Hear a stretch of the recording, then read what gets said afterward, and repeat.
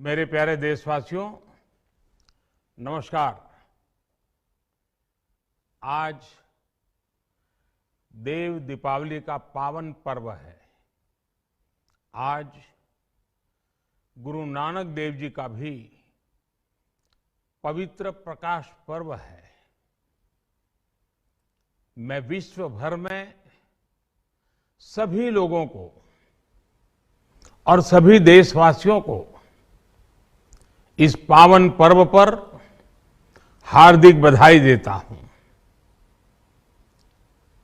ये भी बहुत सुखद है कि 1.5 साल के अंतराल के बाद करतारपुर साहिब कॉरिडोर अब फिर से खुल गया है।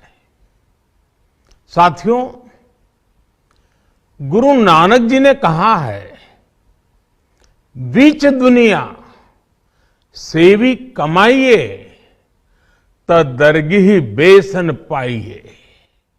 यानी संसार में सेवा का मार्ग अपनाने से ही जीवन सफल होता है। हमारी सरकार इसी सेवा भावना के साथ देशवासियों का जीवन आसान बनाने में जुटी है। न जाने कितनी पीढ़ियां जिन सपनों को सच होते देखना चाहती थी, भारत आज उन सपनों को पूरा करने का भरपूर प्रयास कर रहा है। साथियों, अपने 5 दशक के सार्वजनिक जीवन में मैंने किसानों की परेशानियों को, उनकी चुनौतियों को बहुत करीब से देखा है, महसूस किया है। इसलिए जब देश ने मुझे 2014 में प्रधानमंत्री के रूप में सेवा का अवसर दिया, तो हमने कृषि विकास, किसान कल्याण को सर्वोच्च प्राथमिकता दी। साथियों, इस सच्चाई से बहुत लोग अनजान है कि देश के 100 में से 80 किसान छोटे किसान हैं। उनके पास 2 हेक्टेयर से भी कम जमीन है। आप कल्पना कर सकते हैं, इन छोटे किसानों की संख्या 10 करोड़ से भी ज्यादा है। उनकी पूरी जिंदगी का आधार यही छोटी सी जमीन का टुकड़ा है। यही उनकी जिंदगी होती है। और इस छोटी सी जमीन के सहारे ही वो अपना और अपने परिवार का गुजारा करते हैं। पीढ़ी दर पीढ़ी परिवारों में होने वाला बंटवारा इस जमीन को और छोटा कर रहा है। इसलिए देश के छोटे किसानों की चुनौतियों को दूर करने के लिए हमने बीज, बीमा, बाजार और बचत, इन सभी पर चौतरफा काम किया। सरकार ने अच्छी क्वालिटी के बीज के साथ ही किसानों को नीम coated urea, soil health card, micro irrigation जैसी सुविधाओं से भी जोड़ा। हमने 22 करोड़ सॉइल हेल्थ कार्ड किसानों को दिए और इस वैज्ञानिक अभियान के कारण एग्रीकल्चर प्रोडक्शन भी बढ़ा। साथियों, हमने फसल बीमा योजना को अधिक प्रभावी बनाया। उसके दायरे में ज्यादा किसानों को लाए। आपदा के समय ज्यादा से ज्यादा किसानों को आसानी से मुआवजा मिल सके, इसके लिए भी पुराने नियम बदले। इस वजह से बीते 4 साल में 1 लाख करोड़ रुपए से अधिक का मुआवजा हमारे किसान भाई बहनों को मिला है। हम छोटे किसानों और खेत में काम करने वाले श्रमिकों तक बीमा और पेंशन की सुविधाओं को भी ले आए। छोटे किसानों की जरूरतों को पूरा करने के लिए सीधे उनके बैंक खातों में 1,62,000 करोड़ रुपए ट्रांसफर किए, सीधे उनके खाते में। साथियों, किसानों को उनकी मेहनत के बदले उपज की सही कीमत मिले, इसके लिए भी अनेक कदम उठाए गए। देश ने अपने रूरल मार्केट इंफ्रास्ट्रक्चर को मजबूत किया। हमने एमएसपी तो बढ़ाई ही, साथ ही साथ रिकॉर्ड सरकारी खरीद केंद्र भी बनाए।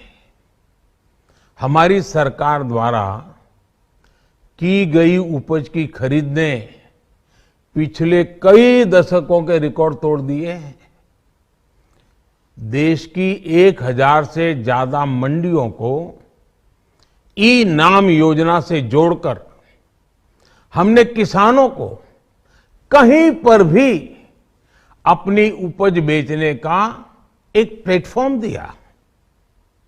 और इसके साथ ही देश भर की कृषि मंडियों के आधुनिकीकरण पर भी हमने करोड़ों रुपए खर्च किए। साथियों, आज केंद्र सरकार का कृषि बजट पहले के मुकाबले 5 गुना बढ़ गया है। हर वर्ष 1.25 लाख करोड़ रुपए से अधिक कृषि पर खर्च किए जा रहे हैं। 1 लाख करोड़ रुपए के एग्रीकल्चर इंफ्रास्ट्रक्चर फंड के माध्यम से गांव और खेत के नजदीक भंडारण, इसकी व्यवस्था, कृषि उपकरण जैसी अनेक सुविधाओं का विस्तार, ये सारी बातें तेजी से हो रही है।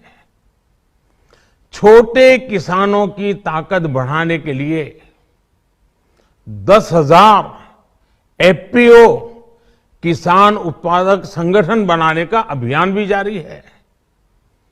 इस पर भी करीब 7,000 करोड़ रुपए खर्च किए जा रहे हैं।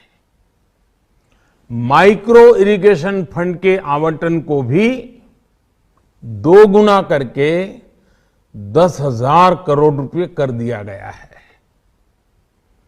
हमने क्रॉप लोन भी 2 गुना कर दिया, तो इस वर्ष 16 लाख करोड़ रुपए हो जाएगा।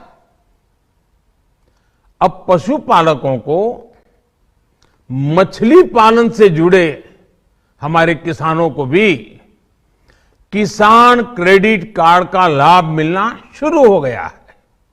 यानी हमारी सरकार किसानों के हित में हर संभव कदम उठा रही है, लगातार एक के बाद एक नए कदम उठाती जा रही है।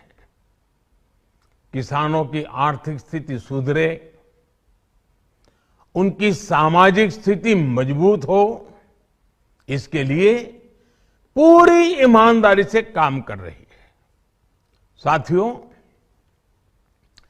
किसानों की स्थिति को सुधारने की इसी महाअभियान में देश में 3 कृषि कानून लाए गए थे। मकसद ये था कि देश के किसानों को, खासकर छोटे किसानों को और ताकत मिले, उन्हें अपनी उपज की सही कीमत और उपज बेचने के लिए ज्यादा से ज्यादा विकल्प मिले। बरसों से ये मांग देश के किसान, देश के कृषि विशेषज्ञ, देश के कृषि अर्थशास्त्री, देश के किसान संगठन लगातार कर रहे थे। पहले भी कई सरकारों ने इस पर मंथन भी किया था। इस बार भी संसद में चर्चा हुई, मंथन हुआ और ये कानून लाए गए। देश के कोने कोने में कोटि कोटि किसानों ने, अनेक किसान संगठनों ने इसका स्वागत किया, समर्थन किया। मैं आज उन सभी का बहुत बहुत आभारी हूं, धन्यवाद करना चाहता हूं। साथियों, हमारी सरकार किसानों के कल्याण के लिए, खासकर छोटे किसानों के कल्याण के लिए, देश के कृषि जगत के हित में, देश के हित में, गांव गरीब के उज्जवल भविष्य के लिए पूरी सत्यनिष्ठा से, किसानों के प्रति पूर्ण समर्पण भाव से, नेक नियत से ये कानून लेकर आई थी। लेकिन इतनी पवित्र बात, पूर्ण रूप से शुद्ध किसानों के हित की बात, हम अपने प्रयासों के बावजूद कुछ किसानों को समझा नहीं पाए।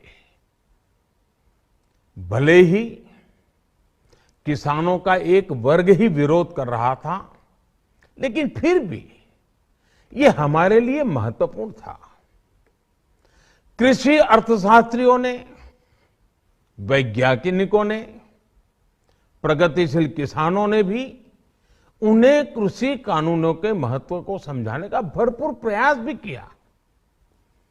हम पूरी विनम्रता से, खुले मन से उन्हें समझाते रहे। अनेक माध्यमों से व्यक्तिगत और सामूहिक बातचीत भी लगातार होती रही। हमने किसानों की बातों को, उनके तर्क को समझने में भी कोई कोर कसर बाकी नहीं छोड़ी। कानून के जिन प्रावधानों पर उन्हें ऐतराज था, सरकार उन्हें बदलने के लिए भी तैयार हो गई। 2 साल तक हमने इन कानूनों को सस्पेंड करने का भी प्रस्ताव दिया। इसी दौरान ये विषय माननीय सर्वोच्च न्यायालय के पास भी चला गया। ये सारी बातें देश के सामने है, इसलिए मैं इनके अधिक विस्तार में नहीं जाऊंगा। साथियों, मैं आज देशवासियों से क्षमा मांगते हुए सच्चे मन से और पवित्र हृदय से कहना चाहता हूं कि शायद हमारी तपस्या में ही कोई कमी रही होगी, जिसके कारण दिए के प्रकाश जैसा सत्य कुछ किसान भाइयों को हम समझा नहीं पाए। आज गुरु नानक देव जी का पवित्र प्रकाश पर्व है। ये समय किसी को भी दोष देने का नहीं है। आज मैं आपको, पूरे देश को ये बताने आया हूं कि हमने 3 कृषि कानूनों को वापस लेने का, रिपील करने का निर्णय लिया है। इस महीने के अंत में शुरू होने जा रहे संसद सत्र में, इसी महीने में, हम 3 कृषि कानूनों को रिपील करने की संवैधानिक प्रक्रिया को पूरा कर देंगे। साथियों, मैं आज अपने सभी आंदोलनरत किसान साथियों से आग्रह कर रहा हूं, आज गुरु पर्व का पवित्र दिन है। अब आप अपने अपने घर लौटे, अपने खेत में लौटे, अपने परिवार के बीच लौटे। आइए एक नई शुरुआत करते हैं, नए सिरे से आगे बढ़ते हैं। साथियों, आज ही सरकार ने कृषि क्षेत्र से जुड़ा एक और अहम फैसला लिया है। जीरो बजट खेती यानी प्राकृतिक खेती को बढ़ावा देने के लिए